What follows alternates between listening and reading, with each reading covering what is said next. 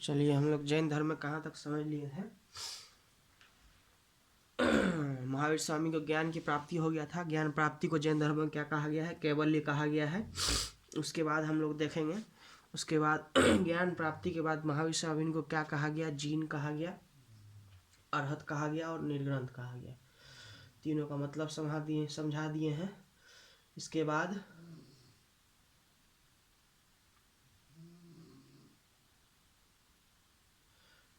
जो है, महावीर स्वामी को जब ज्ञान का प्राप्ति हो गया पार्श्वनाथ जो 23वें तीर्थंकर थे जैन धर्म के, इसने कितना चतुरायन धर्म दिया था, बता दिए थे। अहिंसा, सत्य, असत्य, अपरिग्रह। जब महावीर स्वामी को ज्ञान का प्राप्ति हुआ तो इसने जो है पंचायन धर्म दिया। चतुरायन धर्म को बदलकर पंचायन धर्म दिया।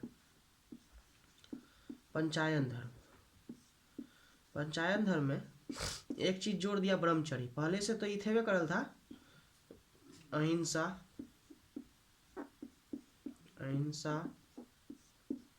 सत्य, असत्य,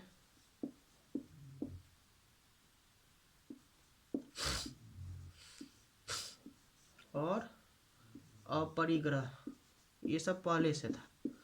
इसमें एक चीज और जोड़ दिया, ब्रह्मचर्य।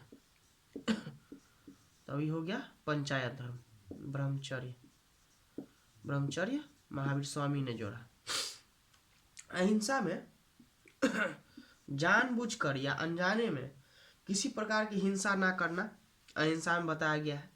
जानबूझकर या अनजाने में किसी प्रकार का हिंसा ना करना। सत्य का मतलब सत्य वचन हमेशा बोलना। असत्य का मतलब होता है किसी व्यक्ति का कोई भी वस्तु बिना उसके परमिशन का नहीं लेना। कोई भी वस्तु है तो बिना उसके परमिशन का कोई भी वस्तु नहीं लेना, चाहे कितना भी सुंदर क्यों ना हो। और अपरिग्रह का मतलब होता है किसी भी प्रकार का धन संग्रह नहीं करना। धन संग्रह नहीं करना। अपरिग्रह का मतलब होता है। ब्रह्मचर्य का मतलब होता है ब्रह्मचर्य टॉपिक कैसे समझाए? ब्रह्मचर्य का मतलब देखिए बहुत सारा नियम आता है। ब्रह्मचर्य का मतलब हुआ कि जो शादी नहीं किया उसको ब्रह्मचर्य कहेंगे, यानी कि गलत चीज की तरफ नहीं जाना। इस टॉपिक को हटाइए। देखिए अपरिग्रह का मतलब कि बस ब्रह्मचर्य सब कुछ जानते होंगे। ब्रह्मचर्य इतना ध्यान रखिए। पंचायत धर्म क्या आता है? अहिंसा, अहिंसा का मतलब जानबूझकर भी कोई भी हिंसा नहीं करना, हमेशा सत्य बोलना। असत्य मतलब किसी का चीज उसके बिना अनुमति के नहीं लेना। अपरिग्रह का मतलब धन संग्रह नहीं करना। ब्रह्मचर्य सख्ती से ब्रह्मचर्य का पालन करना पंचायन धर्म के अंतर्गत आता है। इसने जैन धर्म के 5 श्रेणियां हैं। अब इस 5 श्रेणियां को पढ़ेंगे। इसमें आता है तीर्थंकर, अरहत, आचार्य, उपाध्याय। इसके पंचायन धर्म को समझ लिए। अब इसके 5 श्रेणियां आता है। जैन धर्म जो है 5 श्रेणियां आता है। 5 श्रेणियां कौन कौन है? 5 श्रेणियां के 5 श्रेणियां है। तीर्थंकर का मतलब समझा दिए हैं। तीर्थंकर उसे संसार जो है दुख से भरा है, इस मोह माया से जो ऊपर उठ गया है उसको तीर्थंकर कहेंगे। यानी कि वह जिसने मोक्ष की प्राप्ति की। मोक्ष मतलब भगवान में विलीन हो जाना। वह जिसने मोक्ष की प्राप्ति की हो तीर्थंकर। 5 श्रेणियां। पहला तीर्थंकर हो गया। दूसरा अरहत। तीर्थंकर में क्या? वह जिसने मोक्ष की प्राप्ति की हो। वह जिसने मोक्ष की प्राप्ति की हो। मोक्ष की प्राप्ति की हो। तीर्थंकर का मतलब वह जिसने मोक्ष की प्राप्ति की हो। अरहत का मतलब वह जो निर्वाण प्राप्त की ओर अग्रसर हो। वह निर्वाण मतलब निर्वाण शब्द का प्रयोग जैन धर्म किसी के लिए? मृत्यु के लिए। वह जो निर्वाण प्राप्त की ओर अग्रसर हो।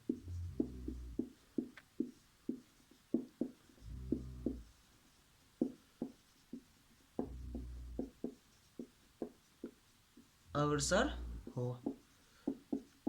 5 श्रेणियां हैं। पहला हो गया तीर्थंकर, दूसरा अरहत, तीसरा आचार्य।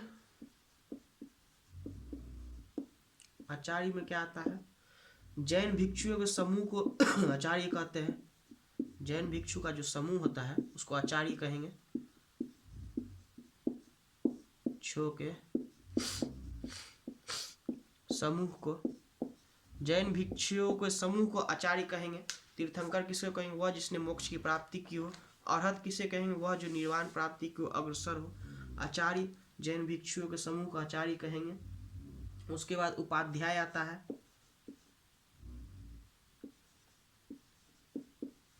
जैन धर्म का जो शिक्षक होगा, जैन धर्म का शिक्षक को उपाध्याय कहेंगे। जैन धर्म के शिक्षक को क्या कहेंगे? उपाध्याय कहेंगे। जैन भिक्षुओं के समूह को आचार्य कहेंगे। और वह जो निर्वाण प्राप्त की ओर अग्रसर हो, अरहत कहेंगे। वह जिसने मोक्ष की प्राप्ति हो, तीर्थंकर। और 5वां जो है साधु। सारे जैन भिक्षु को साधु कहेंगे। सारे जितने भी जैन भिक्षु हैं उसको साधु कहेंगे। सारे जैन भिक्षु, सारे जैन भिक्षु। समझ गए? जैन धर्म में 5 से पहले पंचायन धर्म को समझ गए। सत्य, असत्य, अपरिग्रह, ब्रह्मचर्य, और एक कौन था भूल रहे हैं? अहिंसा। हाँ, अहिंसा, सत्य, असत्य, अपरिग्रह और ब्रह्मचर्य, ये पंचायन धर्म महावीर स्वामी ने दिया। पहले चतुरायन धर्म था जो पार्श्वनाथ ने दिया था। ब्रह्मचर्य जोड़कर महावीर स्वामी ने पंचायन धर्म बनाया। 5 श्रेणियां हैं: तीर्थंकर, अरहत, आचार्य, उपाध्याय, साधु। तीर्थंकर वह जिसने मोक्ष की प्राप्ति की हो। अरहत वह जो निर्वाण की प्राप्ति की ओर अग्रसर हो। आचार्य जैन भिक्षुओं के समूह को। उपाध्याय जैन धर्म के शिक्षक को। और साधु सारे जैन भिक्षु को साधु कहेंगे। अब इसमें त्रिरत्न आता है। इसका 3 रत्न है: सम्यक ज्ञान, सम्यक दर्शन और सम्यक आचरण। सम्यक का मतलब होता है बेस्ट, यानी सम्यक ज्ञान में बेस्ट ज्ञान। अब देखिए जैन धर्म में 3 रत्न है। 3 रत्न का नाम क्या है?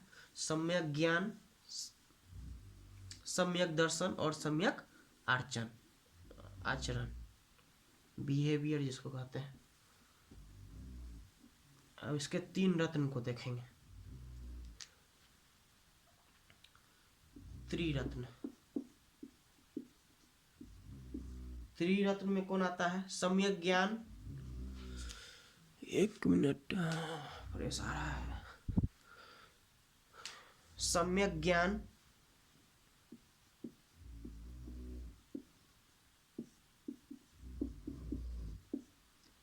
सम्यक आचरण, सम्यक दर्शन,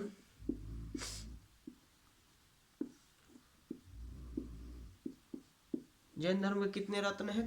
3 रत्न है। इसको क्या कहा गया है? त्रिरत्न। त्रिरत्न के नाम बताइए। सम्यक ज्ञान, सम्यक दर्शन और सम्यक आचरण।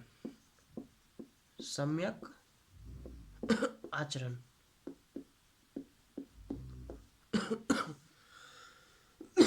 जैन धर्म के त्रिरत्न है: सम्यक ज्ञान, सम्यक दर्शन और सम्यक आचरण। महावीर जो है अपना उपदेश जो है प्राकृत अर्धमगधी भाषा में जो दिया, जो उस समय का काफी ही कठिन भाषा था। किस भाषा में दिया है अपना उपदेश? उपदेश किस भाषा में दिया है महावीर स्वामी? प्राकृत अर्धमगधी। काफी कठिन भाषा था उस समय का, प्राकृत या अर्धमगधी। आगे चल के हम लोग बौद्ध धर्म जो पढ़ेंगे उसमें देखेंगे बुद्ध ने जो है अपना उपदेश पाली भाषा में दिया, जो काफी आसान भाषा था उस समय का। उपदेश प्राकृत अर्धमगधी में दिया है, जो कि कठिन भाषा था उस समय का। इसको भी लिख लीजिएगा, कठिन भाषा था, समझना आसान नहीं था। इसके अनुयायियों को जो है जैन धर्म के अनुयायी मतलब होता है फॉलोवर। अनुयायियों को जो है निर्ग्रंथ कहा गया है। क्या कहा जाता था? निर्ग्रंथ। निर्ग्रंथ, ये 9 है। निर्ग्रंथ कहा जाता था, कहा जाता था। इसके अनुयायियों को क्या कहा जाता था? नीलग्रंथ। इसका प्रथम अनुयायी जो है, प्रथम अनुयायी यानी इसका प्रथम फ्लोर पहले हम बता चुके। इसके दामाद जो था जामील, दामाद नाम था जामील, जामील था। और प्रथम जैन भिक्षुनी जो था, यानी महिला में जो था प्रथम अनुयायी, महिला में प्रथम अनुयायी,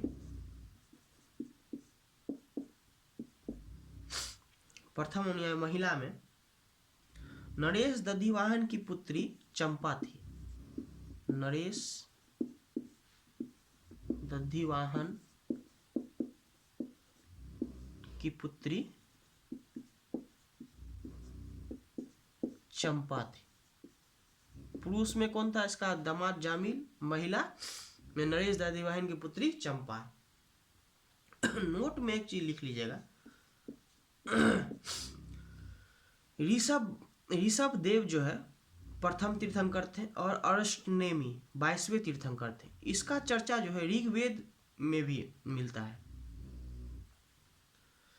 और अरष्टनेमी को जो है भगवान कृष्ण का निकट संबंधी माना जाता है।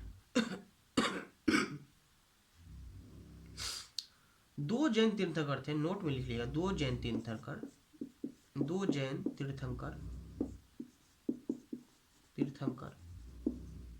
ऋषभ देव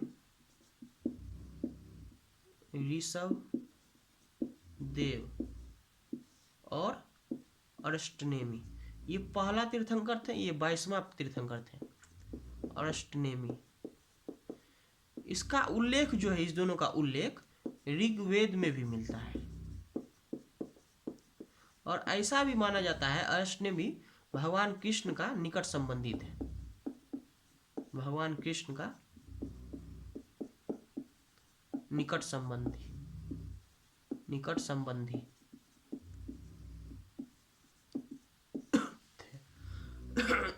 ऋग्वेद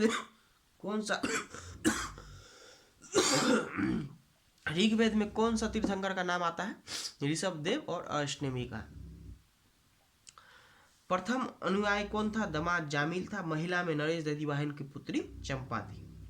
इनके अनुयायियों को क्या कहा जाता है? नीलग्रंथ कहा जाता है। उपदेश किस भाषा में दिए? प्राकृत अधमगधी भाषा में दिए हैं। अब देखिए इसके बाद जो है, देखिए जैन धर्म को मानने वाले कुछ राजा भी थे। इसका कुछ सम्मेलन हुआ है जिसको जैन धर्म संगीति के नाम से बताया गया है। दो जैन संगीति हुआ है, एक ठो हुआ है 300 ईसा पूर्व, एक ठो हुआ है 6ठी शताब्दी में। चलिए, त्रिरत्न कौन है? सम्यक दर्शन, सम्यक आचरण और सम्यक ज्ञान। जैन धर्म के त्रिरत्न के नाम बताइए? सम्यक दर्शन, सम्यक ज्ञान और सम्यक आचरण। इसको याद रखिएगा।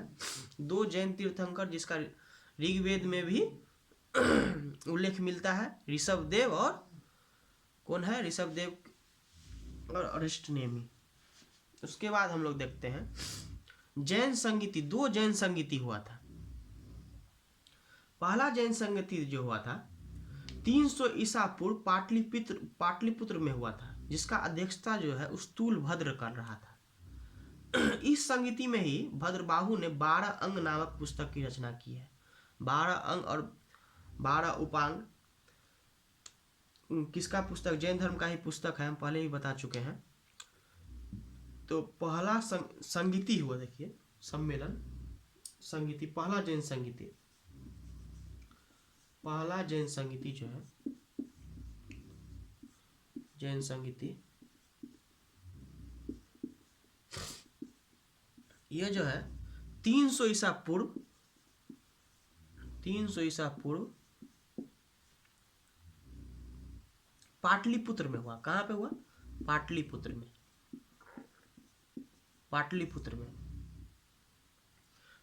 अध्यक्षता कौन कर रहा था? स्थूलभद्र जो है इसका अध्यक्षता कर रहा था, अध्यक्षता। पहली संगीति में जो है 12 अंग नामक पुस्तक की रचना की गई। 12 अंग नामक पुस्तक की रचना, पुस्तक की रचना। ये रचना कौन किया? भद्रबाहु ने, भद्रबाहु ने। पहला जैन संगीत, देखिए 2 जैन संगीति हुआ था, एक तो 300 ईसा पूर्व हुआ था, एक तो 6ठी शताब्दी में हुआ था। तो पहला जैन संगीति जो हुआ था 300 ईसा पूर्व पाटलिपुत्र में हुआ था। इसका अध्यक्षता स्थूलभद्र ने किया था। इसी जैन संगीति में 12 अंग नामक पुस्तक की रचना हुआ, जो कि भद्रबाहु ने रचना किया। उसके बाद द्वितीय जैन संगीति हुआ, द्वितीय जैन संगीति हुआ। ये कब हुआ? 6ठी शताब्दी में हुआ, 6ठी शताब्दी, 6ठी शताब्दी में हुआ। कहाँ पे हुआ? गुजरात के वल्लभी में हुआ, गुजरात के वल्लभी में हुआ, गुजरात के वल्लभी, गुजरात के वल्लभी में हुआ। कब हुआ? 6ठी शताब्दी में हुआ, गुजरात के वल्लभी में हुआ। अध्यक्षता कौन कर रहा था? क्षमा शर्मन। अध्यक्षता कौन कर रहा था? अध्यक्षता इने बोल देगा भद्रबाहु, क्षमा शर्मन, क्षमा शर्मन। इस संगति में जो है 12 उपांग की रचना की गई। 12 उपांग नामक किताब जो है, इसी संगति में 12 उपांग की रचना की गई है, 12 उपांग की रचना की गई। देखिए 2 जैन संगीति हुआ, एक तो 300 ईसा पूर्व, एक तो 6ठी शताब्दी में। 300 ईसा पूर्व पाटलिपुत्र में हुआ, अध्यक्षता स्थूलभद्र ने कर रहा था। इसी जैन संगीति में जो है 12 अंग नामक पुस्तक की रचना की, जो कि भद्रबाहु ने किया। द्वितीय जैन संगीति 6ठी शताब्दी में हुआ, गुजरात के वल्लभी में हुआ, अध्यक्षता क्षमा शर्मन ने किया। इसमें 12 उपांग नामक पुस्तक की रचना की गई। अब देखिए जैन धर्म जो है, जैन धर्म में ईश्वर को कोई भी मान्यता नहीं दिया गया, इसमें आत्मा को मान्यता दिया गया है और पुनर्जन्म को मान्यता दिया गया है। जैन, अब आगे चलते हैं। संगीति भी पढ़ लिए, त्रिरत्न भी पढ़ लिए, और धीरे धीरे जैन धर्म भी समाप्त हो जाएगा। हम लोग लास्ट पे हैं, इसके बाद बौद्ध धर्म स्टार्ट करेंगे। उसके बाद देखिए, एक मिनट। जैन धर्म में जो है ईश्वर की मान्यता नहीं थी। इसमें जो है ईश्वर की मान्यता, ईश्वर की मान्यता नहीं थी, कट कर दिए, यानी कि ईश्वर की मान्यता जैन धर्म में नहीं थी। इसमें आत्मा की मान्यता थी। किसकी मान्यता थी? आत्मा की। एक क्वेश्चन पूछा जाता है, आत्मा की मान्यता थी। पुनर्जन्म और कर्मवाद पर भी विश्वास करते थे जैन धर्म में लोग। महावीर स्वामी जो है, महावीर स्वामी, महावीर पुनर्जन्म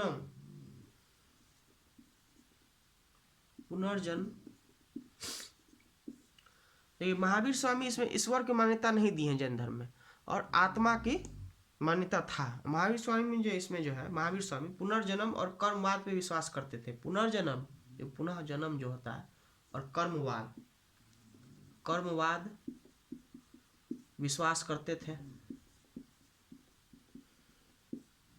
विश्वास करते थे। शॉर्टकट में लिख रहे हैं, बोल रहे हैं, पूरा सुनते जाइए। जैन धर्म जो है अपना आध्यात्मिक विचार जो है सांख्य दर्शन से लिया है। सांख्य दर्शन बताए थे, इसका प्रवर्तक कौन है? प्रवर्तक कपिल है, और न्याय दर्शन का गौतम है। जैन धर्म में जो है आध्यात्मिक विचार जो है किस दर्शन से लिया है? आध्यात्मिक विचार, आध्यात्मिक विचार जो है सांख्य दर्शन से लिया है। किस दर्शन से लिया है? सांख्य दर्शन। सांख्य दर्शन के प्रवर्तक कौन है? कपिल है, और न्याय दर्शन के गौतम। चलिए यहां तक समझ गए। इसमें क्या महावीर जो है ईश्वर को मान्यता नहीं दिया है इसमें। जैन धर्म में आत्मा को मानता था, पुनर्जन्म और कर्मवाद में विश्वास करते थे। आध्यात्मिक विचार सांख्य दर्शन से लिया गया है। जैन धर्म को मानने वाले कुछ राजा थे। मानने वाले कुछ राजा थे। मानने वाले कुछ राजा थे। उस राजा का नाम है उदायीन। उदायीन, आगे उदायीन सबके बारे में भी पढ़ेंगे। उदायीन, चंद्रगुप्त मौर्य, चंद्रगुप्त मौर्य, कलिंग नरेश खारवेल, कलिंग नरेश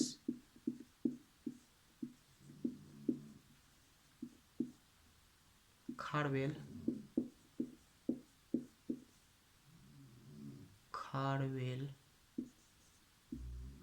उदायीन, चंद्रगुप्त मौर्य, कलिंग नरेश खारवेल और राष्ट्रकूट राजा राजा अमोघवर्ष। राष्ट्रकूट राजा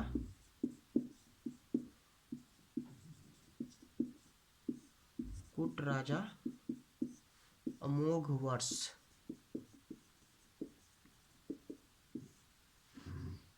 और चंदेल शासक। कौन? चंदेल शासक।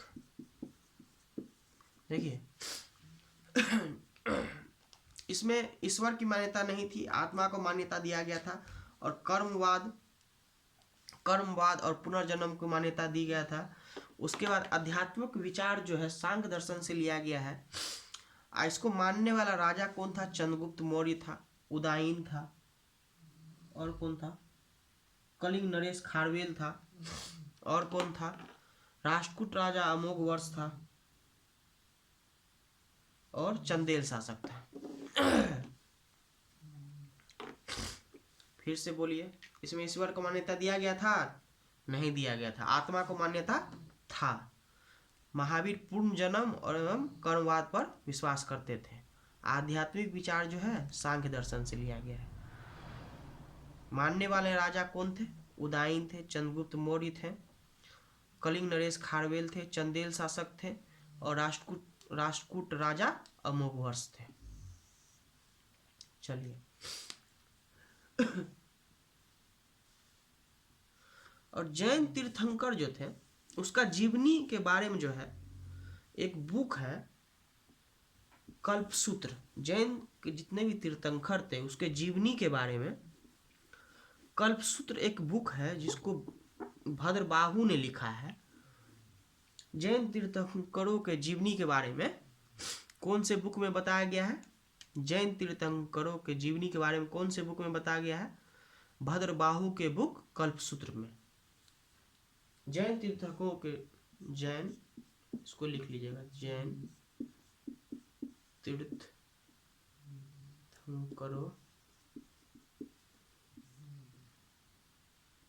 के जीवनी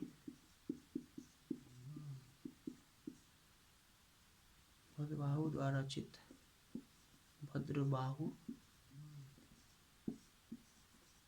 द्वारा रचित कल्पसूत्र में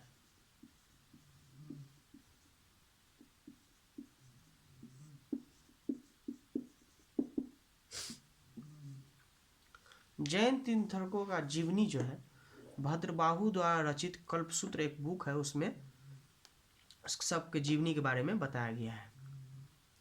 कल्पसूत्र का लेखक कौन है? भद्रबाहु, याद रखिएगा। उसके बाद जो है 72 वर्ष की आयु में जो है महावीर स्वामी जो है निर्वाण को प्राप्त हुए। निर्वाण यानी मृत्यु को प्राप्त हुए 72 वर्ष की आयु में।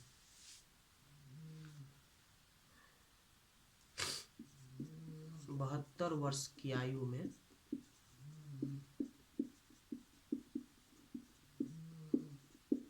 महावीर स्वामी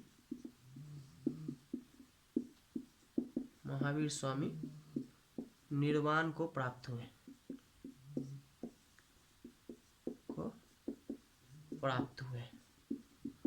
72 वर्ष के आयु में। कहाँ पे? बिहार के पावापुरी। कहाँ पे? निर्वाण को प्राप्त कहाँ पे हुए? पावापुरी राजगीर। राजगीर कहाँ पड़ता है? बिहार में, राजगीर में। कितने वर्ष से? 72 वर्ष की आयु में। अब देखिए जैन धर्म का प्रमुख मंदिर को देखते हैं। इसके साथ साथ ही जैन धर्म खत्म हो जाएगा। इसके कुछ मंदिर को देख लेंगे। पहले इससे पहले देखते हैं जैन धर्म जो है 2 भागों में बट गया, श्वेतांबर और दिगंबर। इसको भी पढ़ लेते हैं। श्वेतांबर और दिगंबर क्या है? श्वेतांबर का स्थापना जो है, श्वेतांबर स्थूल बाहु ने प्रारंभ किया और दिगंबर भद्र बाहु ने। देखिए इसके बाद जो है जैन धर्म 2 भागों में बट गया, श्वेतांबर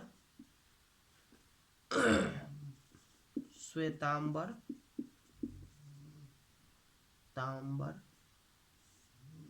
और दिगंबर।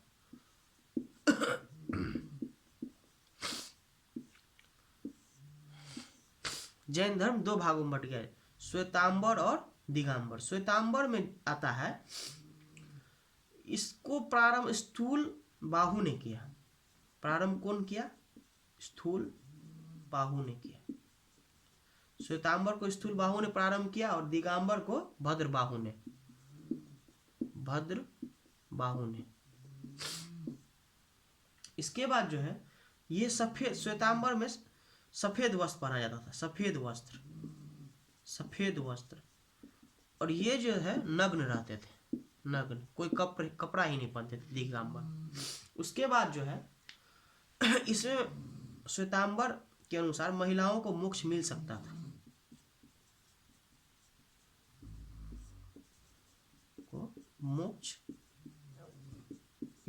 था, इसमें जो है महिलाओं को मोक्ष नहीं मिलता था,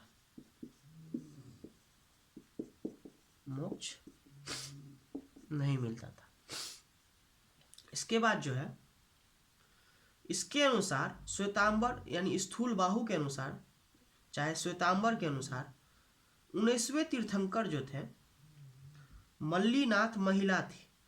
19वें तीर्थंकर मल्लीनाथ था।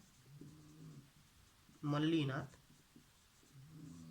कौन था? महिला था। श्वेतांबर के अनुसार चाहे स्थूल बाहु के अनुसार महिला था।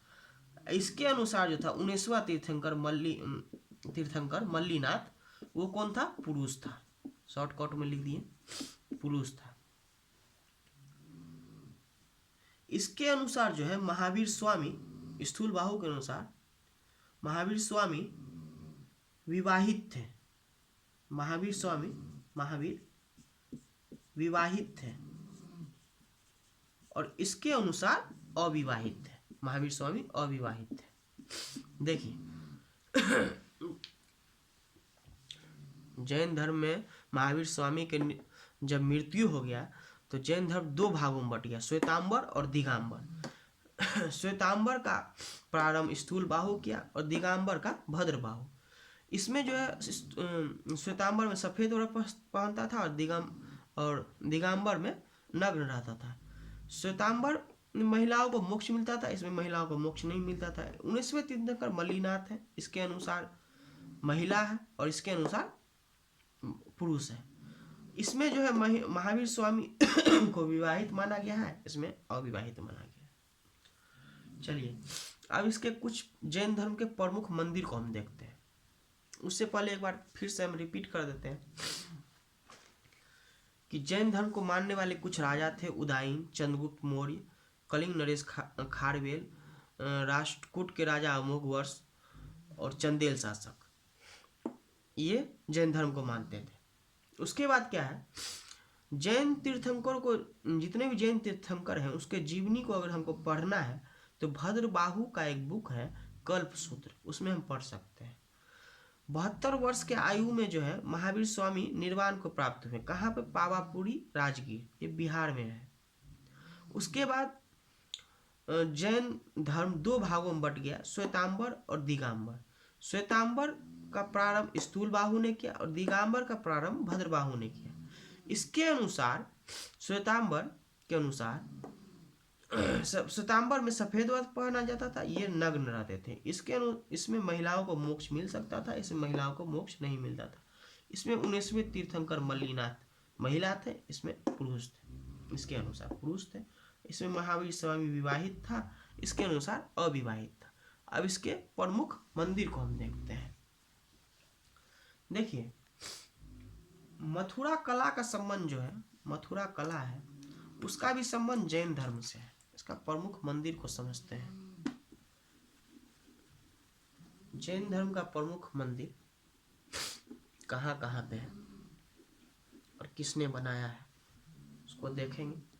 उसके बाद हम तीर्थंकर और उसका चिन्ह को देखेंगे। उसके बाद आपका जैन धर्म खत्म हो जाएगा। उसके बाद हम स्टार्ट करेंगे बौद्ध धर्म।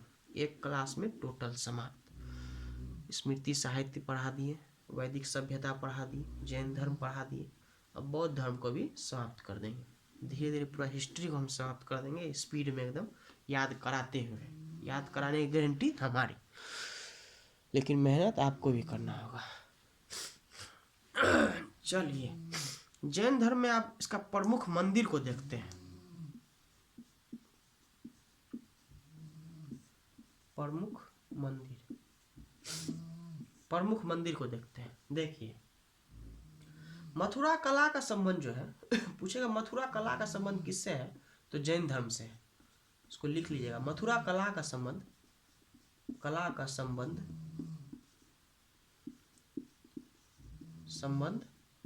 किससे है, जैन धर्म से। मथुरा कला का संबंध जैन धर्म से है। उसके बाद मौर्य काल में जो है, मथुरा जैन धर्म का प्रमुख केंद्र था। मथुरा जो है मौर्य काल में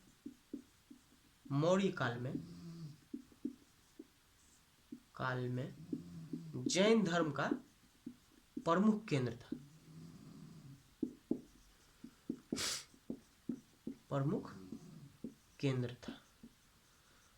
मौर्य काल में जैन धर्म का प्रमुख केंद्र कौन था, मथुरा था। और मथुरा कला का संबंध किससे है, जैन धर्म से है।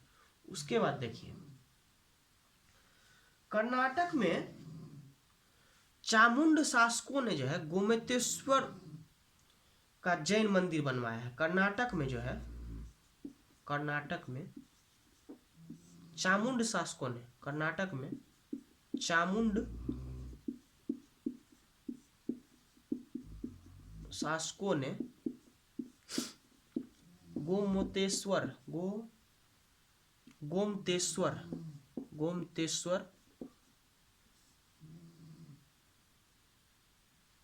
गोमतेश्वर का जैन मंदिर बनवाया है, जिसे बाहुबली का मंदिर कहते हैं। गोमतेश्वर का जैन मंदिर बनवाया है। कौन, चामुंड शासकों ने बनवाया है। गोमतेश्वर जो है ये ऋषभ देव का पुत्र है। गोमतेश्वर जो है ऋषभ देव का पुत्र है। कर्नाटक में जो है चामुंड शासकों ने गोमतेश्वर का मंदिर बनवाया है। इसी को बाहुबली का मंदिर कहा जाता है।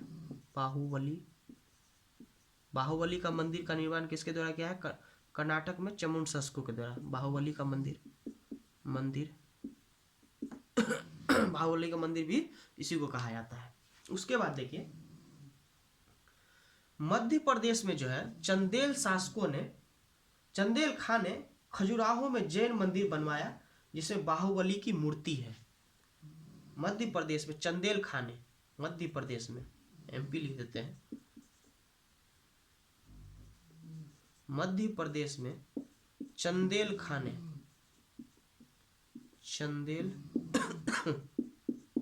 ने खजुराहो में जैन मंदिर बनाया है। खजुराहो कहाँ पड़ता है, मध्य प्रदेश में। खजुराहो में जैन मंदिर बनाया है। जैन मंदिर बनाया है। जिसमें बाहुबली की मूर्ति है। इसमें क्या है? बाहुबली की मूर्ति है। बाहुबली की मूर्ति।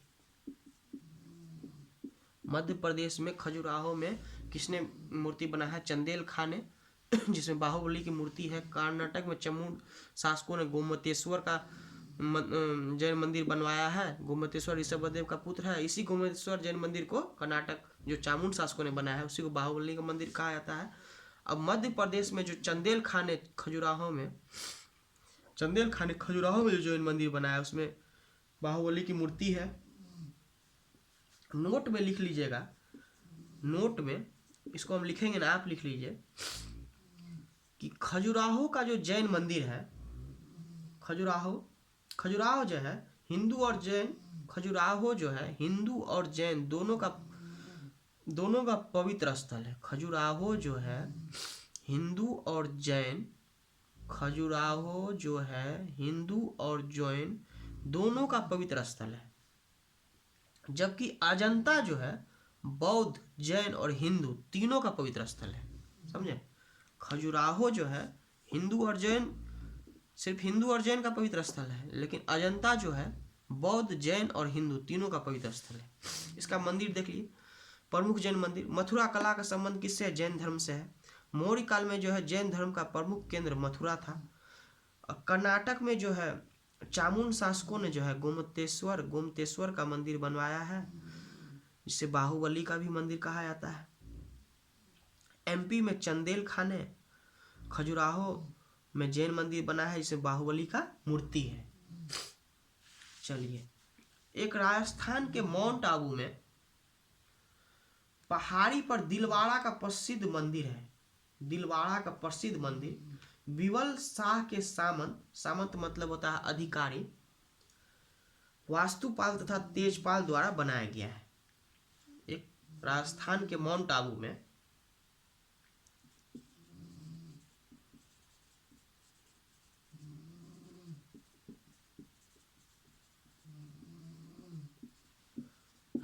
माउंट आबू में पहाड़ी पर दिलवाड़ा का प्रसिद्ध मंदिर है। राजस्थान के माउंट आबू में पहाड़ी पर दिलवाड़ा का प्रसिद्ध मंदिर है। कौन बनाया है? विमल शाह का सामंत, यानी कि विमल शाह का अधिकारी। सामंत मतलब होता है अधिकारी। कौन बना है? विमल शाह का अधिकारी, वास्तुपाल तथा तेजपाल।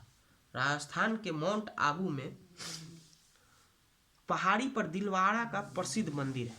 दिलवाड़ा का क्या है? प्रसिद्ध मंदिर है। किसने बनाया है? ये भी जैन धर्म से ही है। राजस्थान के माउंट आबू में पहाड़ी पर दिलवाड़ा का प्रसिद्ध मंदिर है। वास्तुपाल और तेजपाल ने बनाया है, विमल शाह के सामंत। चलिए, समझ गए। चंदेल खां ने खजुराहो में जैन मंदिर बनाया है। एक मिनट।